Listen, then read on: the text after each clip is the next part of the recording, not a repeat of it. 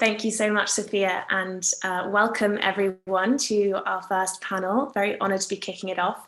My name is Anastasia Kinsky. I'm Head of Programs and Content at Global Digital Finance, a member-led association driving advocacy and outreach and standards for digital assets and cryptocurrencies.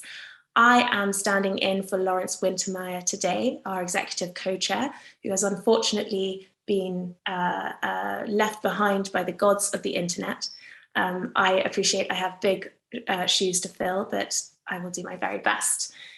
I'd like to start by introducing our panelists, or having them introduce themselves. If I can hand over to Ted. Hi, I'm Ted Katagi.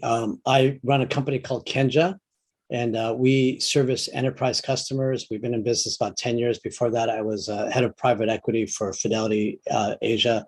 And before that, I was a chief marketing officer for Verizon and Vodafone.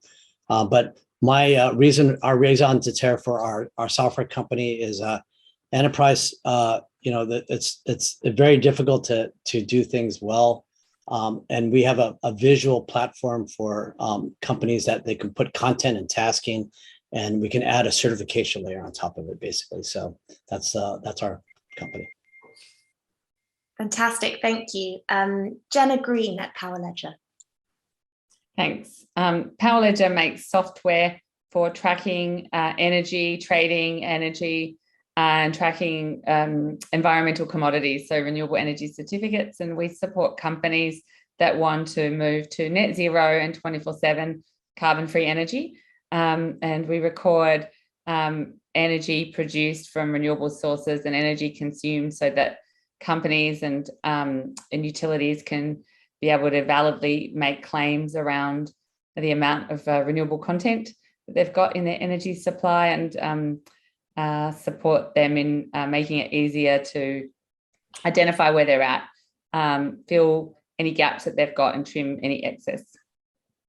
Fantastic. Stephen Witte at exchange.com. Exactly. Hi, everyone. Thanks for being on this panel. I'm Stephen Witte, co-founder and CEO of exchange.com. We're a securities exchange out of Mauritius in partnership with the United Nations, focusing on African market infrastructure solutions for carbon markets, but also to contribute to the SDGs. Fantastic, thank you. And Sami Jamaa at JERA. Yes, good morning, good evening to everybody. My name is Sami Jamaa. I am the Chief Information and Digital Officer at JERA. JERA is the largest thermal power generation in Japan, with 30% of capacity and output. And I am working we are working, in fact, at JERA to develop the value chain of hydrogen and green hydrogen, in fact, to Japan. So the blockchain and carbon credit and all these terms we are using now today for the future sustainability for JERA as well. Thank you. Fantastic, thank you. And to anybody watching, I do want to encourage you to add questions into the chat. We will be sure to get to them however we can throughout the conversation. So really here I want to discuss how we move from A to B when it comes to sustainability and technology.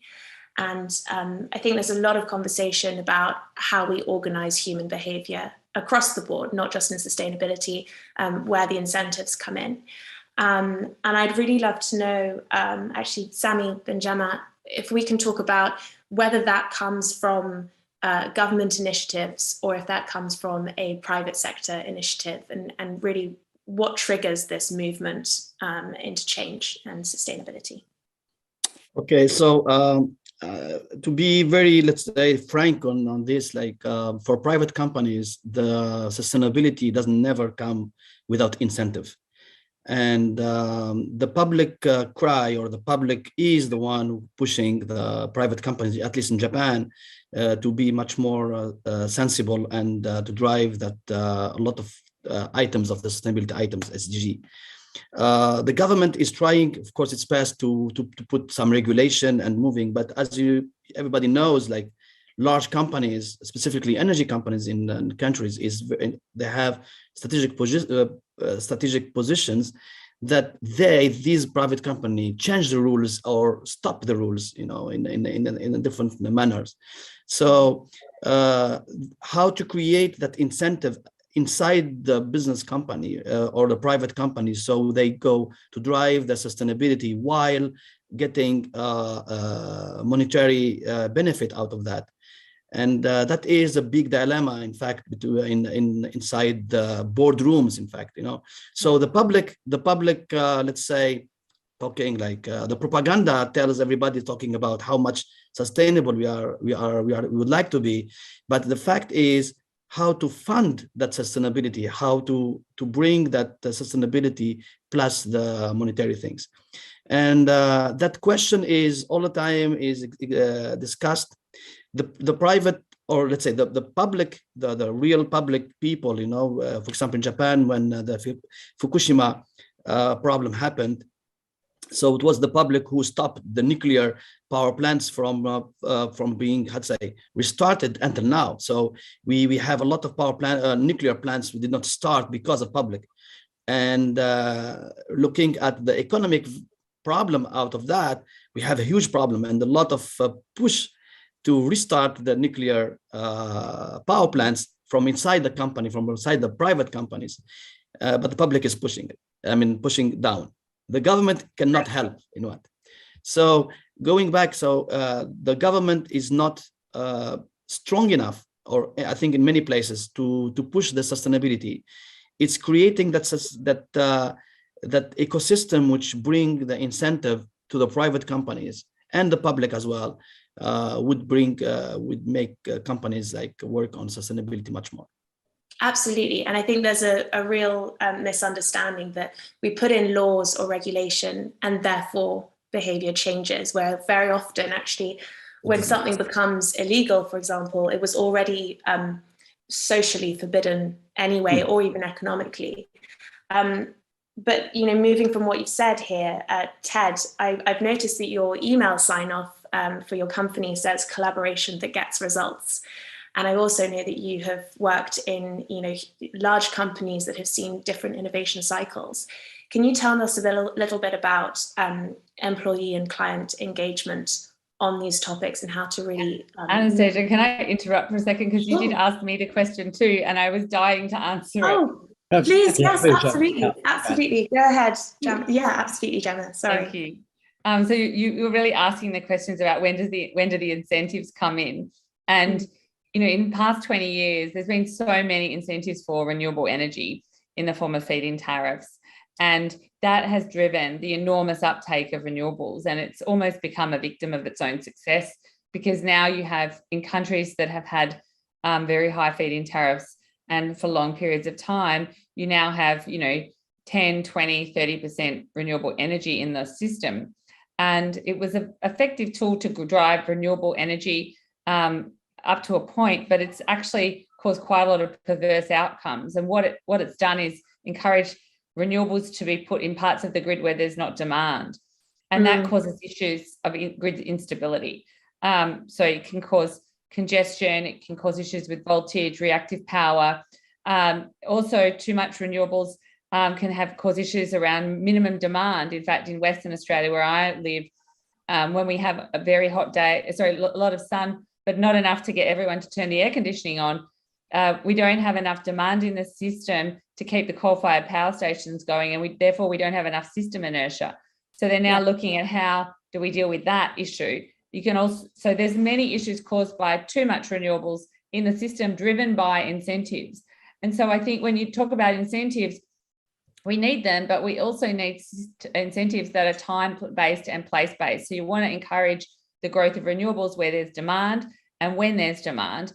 And what we've seen in last year is that companies, like tech companies, particularly that have very high margins and can perhaps afford more expensive electricity, have, instead of saying we're going to be 100% renewable, and in some cases, Sami used the word propaganda. In some cases it could be propaganda, whitewashing, a stretch. In others, they're doing the best that they can with what's available. So I think there is a spectrum, but Microsoft and Google set a new gold standard and said they, instead of being matching on an annual basis their renewable consumption against their actual consumption, they're going to do it on an hourly basis, 24/7 carbon-free energy. And they're just grappling with how they're actually going to do that. So they're figuring out, of the power purchase agreements and renewable energy certificates they've got, does that fit their energy load profile? And if it doesn't, they're going to sell those off, and then they're going to buy renewable energy that does match their load profile in all the markets in which they operate. And the solution that we offer to utilities is really, how do you get those incentives right in the time to grow renewables in a scalable way without causing the problems that have arisen from very flat price signals, incentives that really are not fit for purpose when you want to get renewables to 20, 30, 40% plus. It's okay if you just want to grow renewables from 0 to 5 to 10, but it's really not fit for purpose. And I think Japan's done a great job in retiring its feed-in tariffs like nearly 2 years ago now, looking at different ways to aggregate that renewable energy and trade it within the market. So there's a lot of innovation that's happening there. But ultimately, if we don't get those incentives right, and we want to get to net zero, we want, if we don't get the incentives right and we want to get to net zero, we're going to push up electricity costs. We're going to have system instability, and actually will drive up carbon emissions too. And you can see that in places like Germany that have not dealt with time and place and built very expensive network infrastructure from the north of the country to the south. And as a result of that, spent a lot on grid stabilization services and pulling in lots of lignite power. And they have the highest penetration of renewables in the world and the highest electricity costs in the world. So I think that incentives are absolutely an essential part of the mix, and we must get the signals around them right. Absolutely. And I think what's so brilliant that you've picked up there is sort of, okay, we've got this target, by this time we're going to be at X, Y, Z. And through every moment, you've got to then map out the how, and you've got to take a holistic approach to the how, because all paths to hell are paved with good intentions. We've got to keep a really clear view of what's going to happen, what the end result's going to be. Because if we don't do that, then renewables become the enemy, and that becomes a politicized conversation. Like, if we don't tackle it responsibly, then it becomes about the people that don't want their electricity costs to go up, and they don't want, to lose jobs because production costs are too high domestically. And so, things are going offshore. So I think there's very real consequences for not taking it seriously. Yeah. Perhaps unfair, because, we need to be more perfect than other companies that maybe don't care about their carbon footprint. But I think you're right. But we're going to face more criticism because it is change that we're proposing, and change worries a lot of people. And actually, I think that leads us quite nicely onto Ted Katagi, onto this sort of engagement on sustainability and how you bring people on board, not just through the incentives that will lead people different ways, but more on the knowledge management. Could you tell us a little bit more about that? That's right. Yeah, so Sami and Jemma made great points on incentives, not just incentives, but the right type of incentives. But the interesting thing in Japan, in just the past week, I had discussions with global CEOs, major companies, 10 billion plus kind of companies, right? And this is in Japan. And very interesting is that they know the incentives are there. In fact, I was able to calculate the amount of carbon credits they were missing out on. And it's in the millions of, let's say tens of millions or that kind of number, right? And I told them, here's the number you're missing out on today. And so you want to do something about it. And the first thing that they said is, we have to study it. We have to understand it. We don't understand it. We need to. And I was kind of floored because, Japan and America and other cultures are different, but Japanese culture, they don't want to move just based on an incentive. They want to understand it fully and what is this about, and they need to go and socialize it in the company. And so this gets back, as you said, Anastasia, to the section of yes, incentives are a necessary prerequisite, but it's not enough, because we not go to a specific company. And in that company, then how do we get the knowledge out in the company that these are the good thing to do? How do we spread the knowledge, and how do we get a system so that the right people are doing the right things? So this is where, again, our collaboration rooms work, is that we put up information in a visual room. You can think of like a Pinterest, but instead of seeing pictures, you're seeing documents. Okay, that's the easy way to say it. You can click on the document, you can view it right there, and you can comment on it, and you can task it to other people. And if you do that, and you set up these this Pinterest, if you will, in a structured way, number one tile, number two, number three, tile, you can see it as a mini process, right? And basically what we do with that then is we can say, okay, we don't call it certification necessarily, but we can authenticate your certificate. So you have a certificate and it's gone through a gold standard or VER, and you've done all these things. But you know what? And this is the strange thing, is there's duplication in the market. Is a CER a CER? There's a lot of different questions out. There's a lot of fraud. Unfortunately, there's some fraud out there as well. And so people are looking for a better answer, because let's face it, a carbon credit, this is the economic incentive, is worth anywhere from 50 cents to $80, depending on what type of $280. $100, okay, yeah, even more, right? So you're talking about this huge range of valuation, right? And so people want to know more than what is a credit?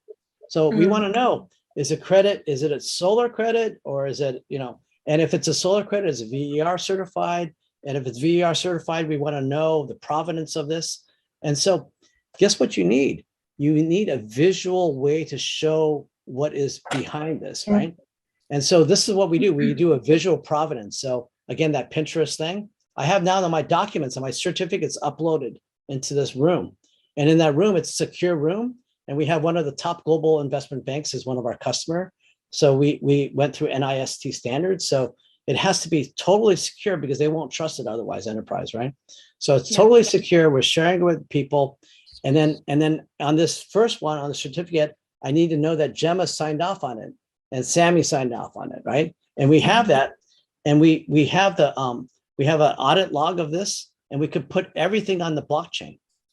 So you hit the blockchain, and we have provenance, not just on a transaction, but we have a provenance on everything. We're not putting all the data on it's a hash of the content, but so it's not the actual content, but anyway, we have all that on the blockchain, and now we can say, yes, we can prove that all the parties were valid, that all the things at the time were all there. And this is one of the things to do. Now, I was kind of trying to link it to the previous discussion on the right incentives, but in terms of employee engagement, so the same thing occurs on employee engagement, is we need sort of a software tool where people can, without IT spending years on some big complicated system, right? They want to start off for $1,000.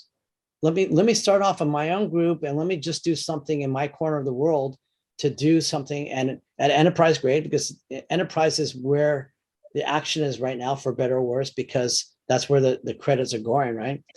And they have the volume as well. So they need something secure, and they need something where they can do it without IT. And this is one of the things that we provide. And engagement on that is, okay, so I have a tool now where I can put stuff up. Now, if I put it in the room, I can share it internally. And certainly there's tools like SharePoint that do internal sharing. But what we do that's unique to us is we can, with a touch of button, we can put a secure website. So now I have to verify this with a third party. I have to bring in outside auditors. I need to do that. And that's what we can do. And we can bring inside and outside, because so often in terms of at least energy certification, you need outside parties verifying the data. And this is one of those things that's really lacking. So this is how we get engagement in it. And then the final thing is on this engagement is we actually went carbon zero with our company, ourselves. I'm a little bit late, but we're like, we got to really got to do it. And one of the things we did is we said, this should be really, it's motherhood. No one can be against it. It's a great thing, right? So it's like, no, you know what? We're doing good for the planet. This is good for the company, blah, blah, blah. And we were surprised, because what we said is here's a set of questionnaires to answer. and do this. And then what are you doing to reduce your footprint? And then we're buying carbon credits to offset everything else, right? The right type of carbon credits, right? So this is the right process that you should do, right? But then people were like, wait a second, this is an invasion of my privacy. And are you wanting to do this? And, what are you doing? And why is Kenja, and we had a little bit of pushback, and we had to, so what we realized is we have to communicate. I thought it was so easy, right? It's because who's against this, but there's a little bit difference. You see it? Yeah. I'm all for doing, globally good things, but what does it mean? Are you asking me to drive less or, do, and there became a little bit of a pushback on this, and we realized we had to communicate before we just share information. And so go ahead. Sorry, I'm sorry, I don't want to interrupt you. Keep going. No, but that communication and putting all that information, and again, this is what our product does, is we can put all these things in a room, the visual room, and we can say, this is why we're doing it. This is how we're doing it. This is exactly what you need to do. We just needed a little bit more information on that and put that ahead of the game. And that's another part of the engagement, if you will, with people, right? See, what I love there is that you've touched on something that is actually pretty existential, but in a very local and then in an industry-wide way. Existential, okay, cool. Yeah, exactly, because okay. we see it so much in political discourse that, through party politics, we end up arguing, saying, no, this way, no, that way. As Jemma's mentioned, there are nuances and many things to consider. We can't just all say, you're either against saving the planet or you're for saving the planet. There are so many different conversations to have in between them. And if your starting point is you don't get it, so you're going to fall behind, then you're going to leave a lot of people behind. And so starting from the point of knowledge and getting everyone on the same, page, you can start to discuss where everyone's limits are and what they are willing and not willing to give up or get engaged with. Right. Exactly. Everybody has to get on board on their own pace, right? And when you're trying to get the employees engaged in the company, right? And of course, we're doing our own things on the corporate side, on our servers and everything else, but we also want to get it for each employee as well, right? Absolutely. We've mentioned a lot about carbon credits here, and Stephen, I know that I do want to talk about your company's perspective on carbon credit solutions, and especially the token taxonomy framework. But I also want to go a little bit further. Carbon credits have been a really big topic, particularly this year at COP26. There was a really big drive to sort of talk about how it cannot be the only solution. I'd love to know your thoughts about this conversation, the differing views on it, and the role of carbon credits in our drive to net zero. Exactly, thanks. So we were focusing on African markets, and we looked at, we need to bring like market infrastructure solutions to Africa, to really engage them and have like inclusive finance as well. And we developed a carbon credit solution based and in accordance with those working groups like Interwork Alliance, but also with TSVCM, because as an industry, we're all looking at the right solutions, and we try to implement the right ones, and we did, and that's really crucial for us as well, that we build something that's sustainable, compliant, with proper standardization, and that we, as working group members, all comply with and agree on. That's really crucial to accelerate this process and build a trustworthy system with proper auditing, proper accounting, and that's crucial to give comfort to investors as well, especially to invest in African projects. It's crucial to have like a proper base layer that gives comfort. Absolutely, and we talk a lot about sustainability and being driving towards being energy efficient and clean. But what are the other, the SDG goals obviously are much wider than this. I don't think that we can live in a world where we forget about, most of them. How is your company looking at focusing on the other SDGs as well? And again, that engagement question of these are all important. Exactly. So together with the UN, we definitely look at the right projects that we we want to support. So you can look at social housing projects in Africa or like clean water initiatives. So we definitely look at the full spectrum of African projects that we can engage with and really accelerate and come up with proper funding mechanisms to fund these type of projects. So they all needs to be SDG compliant. And yeah, we are like being innovative on that as well to create the right like financial products in order to fund these type of initiatives. So it's broader than only carbon credits. We also look at other type of projects in Africa. Super. Yeah, and I think that point of carbon credits get a lot of criticism because perhaps it can be fashionable to dismiss them. It's more of a yes and point rather than a but or an instead of. Exactly. So as a holistic approach, just like Jemma was highlighting. Sami, again, in these challenges that we're approaching, particularly on a technology level in our drive to sustainability, what do you think the role of carbon credits are, and do you think that there are other more important features that we need to be focusing on? Factors. So we are the carbon credit and other, let's say, matter of measuring or tracking, in fact, the carbon along the value chain or the whole supply chain is a big issue. In fact, a big, let's say, big issue and a big story, in fact, that which we can build around it the business case of the project, or it's not a byproduct of any project or investment. As I mentioned earlier, we at JERA we're trying to build the first blue and green hydrogen ammonia supply chain completely from other countries. Like we producing, transporting, using our own transportation, storing it, moving it to our power plants, fueling the fuel, using as a fuel and producing energy. We need to know at every single stage because we are across countries, right? So, and the carbon credit, we go to the double, counting and stories and how we are going to do this. So one of the part of the project's use case or let's say incentive of doing that, it's to have the carbon credit and to get, it's not only on sustainability and I repeat the propaganda part of it, but also really we have contribution, like we need to track it.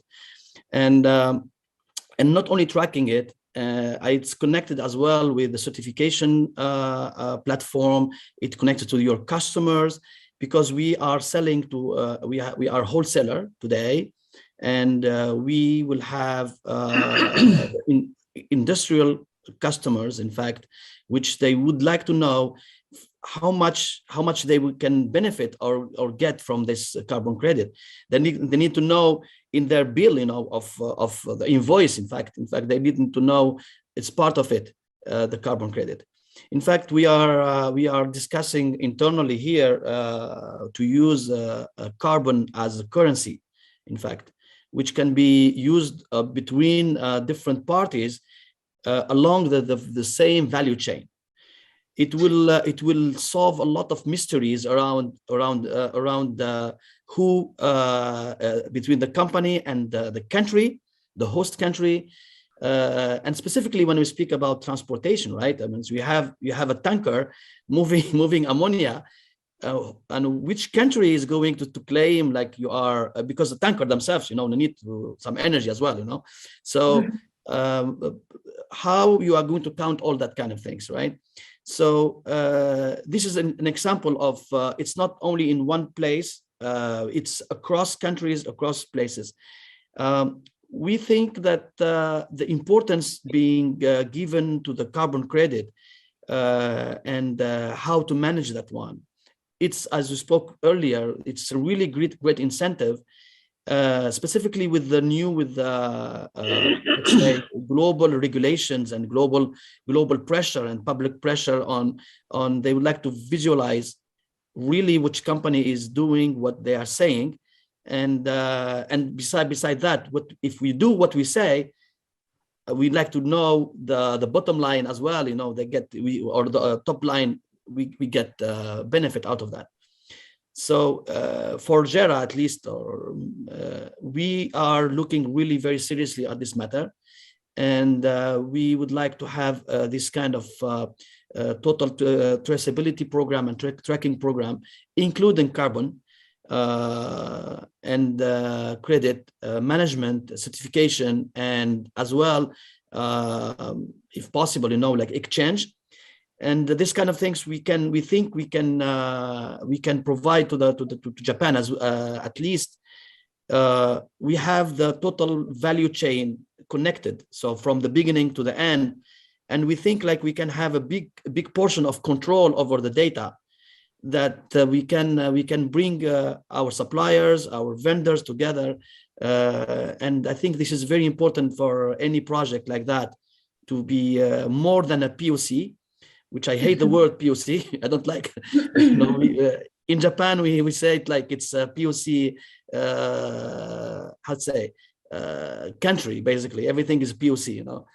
But we need to do something which is like scalable, serious, and with a good and visual result.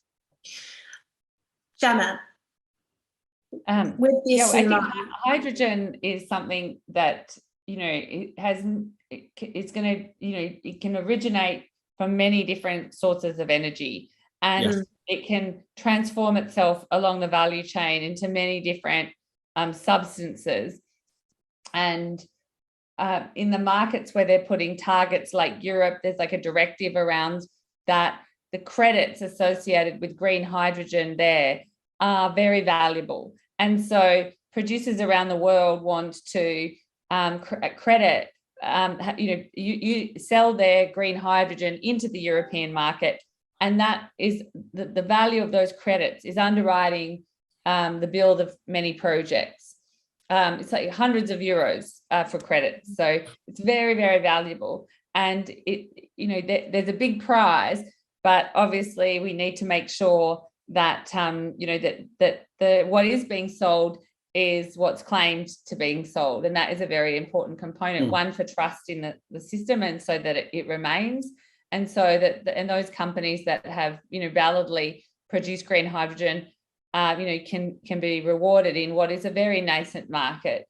But if you look at other early emerging markets where there have been trust issues, that has really held industries back.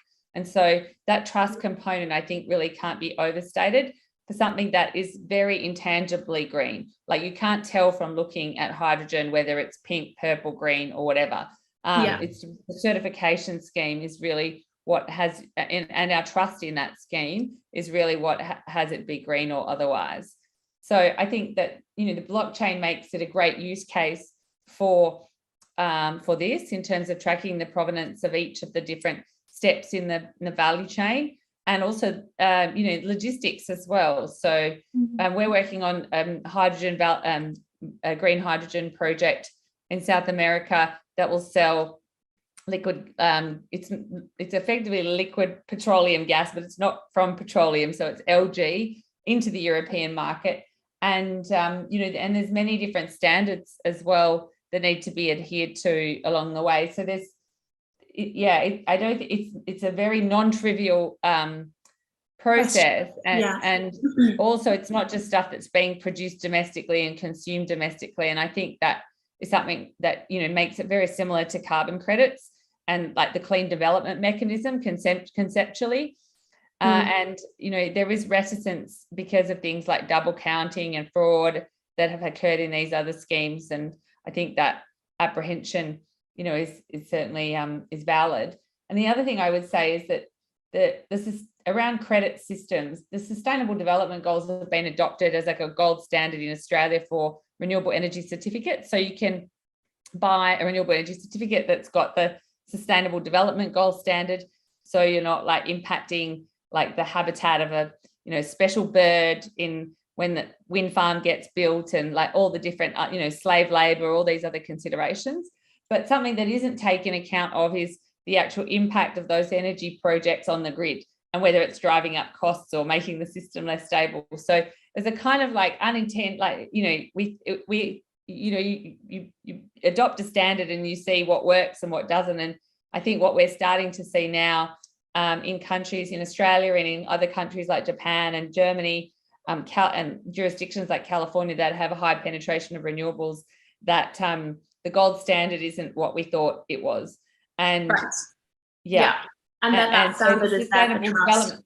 Yeah, the sustainable development goals do something, but they're by no means a complete picture when taking account of what's needed for the energy transition. Absolutely. And on that point of trust, do we trust it more because it was set by governments who have a certain authority here, or do we trust it more because actually we've allowed it to be slightly agile and change to fit the needs as they have evolved or as the industry evolves? And it's the give and take between industry knowing what's best and government knowing what's best is a really tricky one. I've got one question from the audience that I'd really like to throw out there. Is there seems to be a trend in green markets demanding more for participation, and these demands create a growing barrier to entry. How do you see blockchain empowering green regional development? Ted, do you have any thoughts on that? I was about to say green regional development sounds just like Stephen's thing, right? Because you're doing exactly that, right? So I could defer to you on that question. Go for it. Yeah. So especially what we are doing now with the Interwork Alliance, and that we are basically like building a solution according to the standards set by Interwork, and that we collaborate with each other to set standards and have blockchain technology as like an audit accounting tool. That's the most, blockchain has the most added value as an accounting tool, basically, for us as well. It provides transparency in the market, and that's why we're utilizing that technology in our solutions as well, because it brings transparency to the market, basically. Ironically, and certainly in some circles, has a huge degree of mistrust as a technology. I mean, I'm still so surprised. Again, COP26, the only mention of blockchain as a innovative solution in sustainability was as the worst for the environment and the least clean. What are your thoughts on that? Because of the Bitcoin. Yeah. Why were you surprised? Bitcoin. That's why we chosen to build this on the XRP ledger instead. So we looked at the right way to issue and implement the token taxonomy framework on a carbon neutral blockchain. So basically, it all depends on which protocol you prefer, and especially what Sami was mentioning. Yeah, Bitcoin is the biggest polluter out there, but there are alternatives. So. There are alternatives, there are nuances to even that discussion. And as Ted was saying, there's a huge amount of knowledge that's needed to address this kind of thing. And but huge misconceptions in that. Jemma, did you have anything to add there? Well, I think that, blockchain, hasn't done itself that many favors, in the sense that, there was a time where you just slapped the word blockchain on the front of your company's name and, your stock price would go up 375%. And, like any early stage market, there's lots of experimentation, some of which works and some of doesn't. And we saw it with the tech stock era.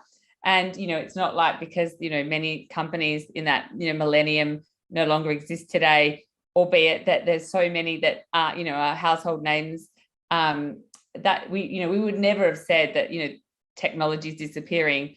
And I think that now, with blockchain, although we've had that very, very nascent early stage era, we're now getting into a more mature phase.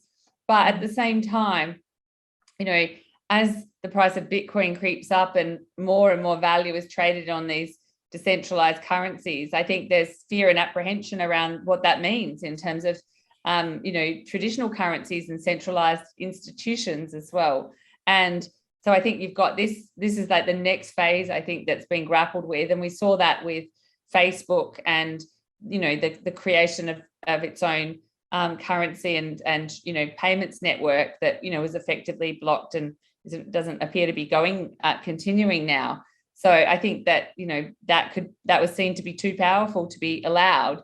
But in terms of, you know, the ability for blockchain to really offer meaningful solutions to some of these very intractable problems, I mean, we're all working on them. And, you know, we're 5 years old. We've got 20 clients in more than 10 countries now. And we can see, you know, in terms of the energy transition, that, you know, there are different pockets that are moving faster than others. So in Europe, there's a directive from 2018 called the Clean Energy Package, which means there's energy communities and energy sharing being rolled out across all the 27 member states now.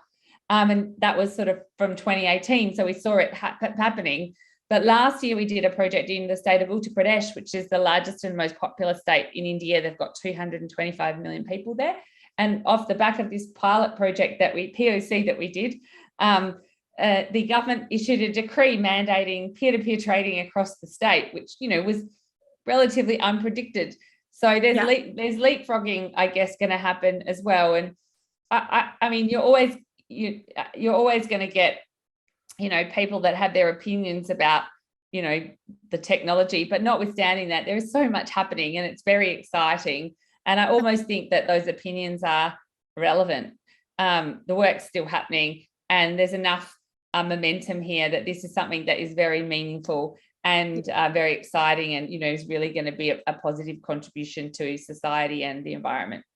Proof will be in the pudding in the end. I think one other, one other issue is that, you know, blockchain is really positioned itself as just a pure technology, and it came out as a technology, right? And it's crypto and whatnot. But I think they need to think a little bit more about the use cases in enterprise, particularly, right? It's a great technology, but the problem is that it kind of came out first as crypto, and we're anti institutions, and we're gonna disintermediate everything. And I think everybody on this panel, we're not disintermediating anything. We're going to work with established players. We're going to create standards with governments. We're going to do a new ecosystem on it. And it's not going to be an alternative, right? That's one key thing. And the other key thing is that on blockchain, for example, that's great, but, you know, my mother or the average person on the street, what does blockchain mean to them, right? And we haven't been doing a good job as an industry of marketing that. And so one of the things that we've done, at least, is we say that we're the visual blockchain, okay? And what does that mean? If I go to a blockchain and I try to verify it right now, I go to Etherscan on Ethereum, I can see, and it really looks like a shoddy website, I'm sorry, but you know, you go there and you see the 64-bit character and, you know, okay, we can see that, but what does that mean to the consumer, right? So a completely different thing, a use case, but we're doing authentication of suppliers of halal food in Indonesia, okay? Completely different, but what was the advantage of that? Now, when they do it, a QR code will be blockchain, right? It is blockchain. Is they'll see not just the 64-bit blockchain, but what they'll see is a visual representation of what does that supply chain mean. I want to see a picture of the farmer. I want to see a picture at GPS tag, by the way, right? I want to see a picture of the abattoir, and I want to see a certificate from the government of what is that. And this is again that visual room I was talking about. The Pinterest style room, they could see all that. It's put to a published website, and that's attached to the blockchain. And when you do that, that's a lot more meaning than just a 64-bit hash that my mother can't understand. My mother can understand a website, right? But she can't understand anything more, right? So that's I think part of the other missing link that we need. Absolutely. I think there's another discussion to be had about user experience and user interfaces in blockchain, but unfortunately, I think there's another incentive question there. It is. We are coming to the very end. On that topic? Go ahead. We're going to have some reports. I don't know about my other esteemed colleagues on the panel, but do you get asked a lot, you know, why do you need a blockchain? Because we get asked this. Hands up if you get asked this a lot. Yeah. And now my answer to this is, Well, you don't need a blockchain in the same way. You can have a supermarket without barcodes, and they exist, but having barcodes there means the stock control's better, that the till process is really efficient, there's less mistakes. And so it's not like I'm going to this supermarket because it's got barcodes, but that supermarket has a particular user experience as a result of it. And I think with the blockchain, it just makes things work very efficiently, builds trust in the background. And that's important, particularly for new and emerging markets. But yeah, I think, the point that Ted made is, spot on in terms of it's about the benefits, not the feature, the blockchain, the feature. Mm-hmm. Absolutely. And I think there we're really just sort of showing that we have here something that offers us transparency, it offers us a value, and it's by nature borderless. And these seem to be things that our drive to sustainability needs global cooperation, it needs streamlined, clear processes. And we need to be able to see what's going on, to be able to understand it. I know we are coming up to our last minute, so I'm just going to give everyone a chance to sort of summarize their feelings.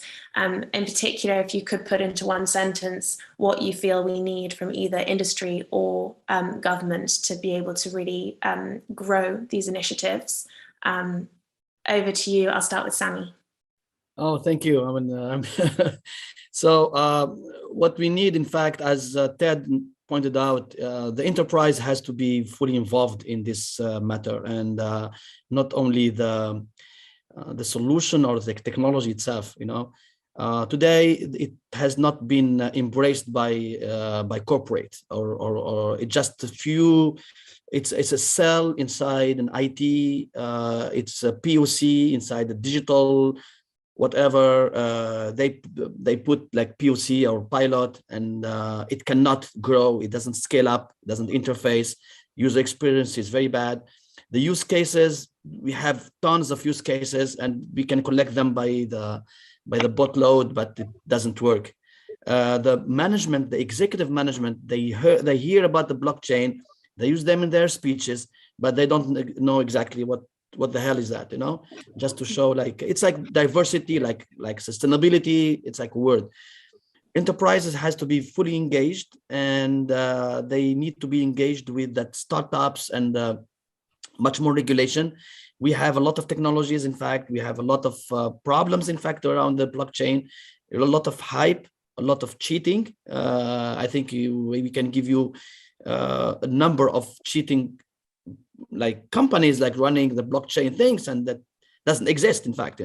Oh, we have a blockchain. Okay, so thank you very much, give us $1 million, and after 3 years we will talk with you about our solution. And I have been talking with one of these companies, that famous one, and this is a big really problem. So they got a lot of money from different other companies. Anyway, so that comes somehow, of course, everywhere. Enterprises need to be much more involved. This initiative, like what you have today, which is that the business, global business, council, in fact, it's I hope like it will bring this enterprise together on this matter. Thank you. Thank you. Stephen Witte, again, 2 sentences maximum, please. Yeah, exactly. So by collaborating, we go beyond proof of concept through Global Blockchain Council, Interwork Alliance initiatives. We can really implement this technology and have great use cases for it as well. Thank you. And Ted?